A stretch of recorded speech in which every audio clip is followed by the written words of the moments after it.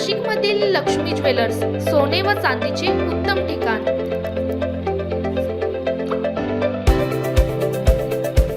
ताज्या बातम्या बघण्यासाठी स्टार लोकशक्ती न्यूज चॅनलला सबस्क्राइब करा आणि बेल आयकॉनला प्रेस करा।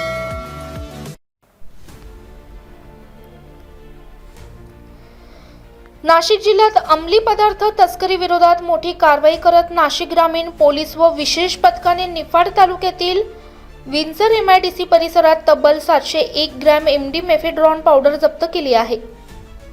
या कारवाईत याकूब खालिद मोमीन वय 46 आणि संदेश अंबादास फाफळे वय 35 या 2 आरोपींना अटक करण्यात आली आहे। गुप्त माहितीनुसार MD विक्रीसाठी येणार असल्याची माहिती मिळाल्यानंतर पोलिसांनी सापळा रचला।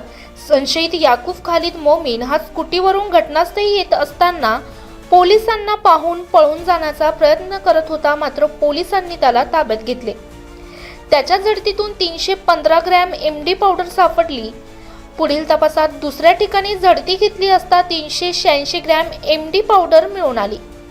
अशा प्रकारे या कारवाईत पोलिसांनी एकूण 701 ग्रॅम MD पावडर, किंमत 49,10,500 रुपये, एक TVS ज्युपिटर स्कूटी आणि मोबाईल फोन असा एकूण 50,15,500 रुपयांचा मुद्देमाल जप्त केला।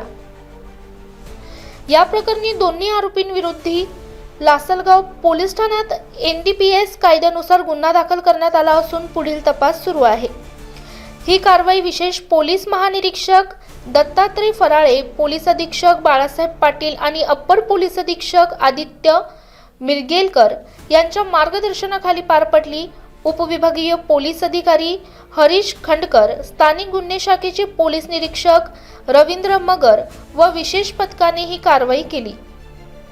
ब्युरो रिपोर्ट रणजित झापर्डेसह Star Lokshakti news Nashik.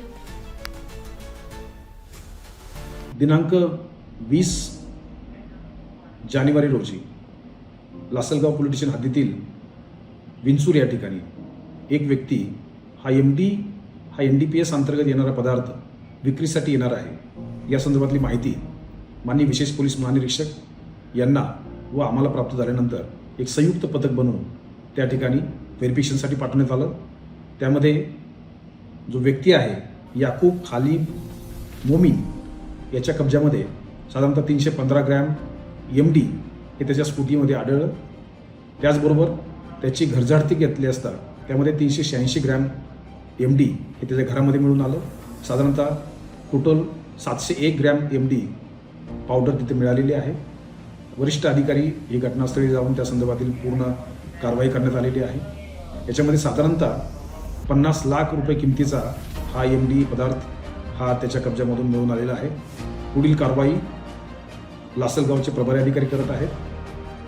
Zero tolerance NDPS या बाबतीमध्ये संपूर्ण जिल्ह्यामध्ये मोहीम सुरू आहे। NDPSच्या कोणत्याही पदार्थ जर कुठेही आढळले या बाबतीमध्ये कडक कारवाई ही करण्यात येत आहे। वेगवेगळी पथकं निर्माण करण्यात येत आहेत आणि याचाच एक कडी म्हणून ही कारवाई आहे। या कारवाईमुळे निश्चितपणे NDPSचा झिरो टॉलरन्स या मोहिमेला यश मिळेल, बळ मिळेल। थँक्यू।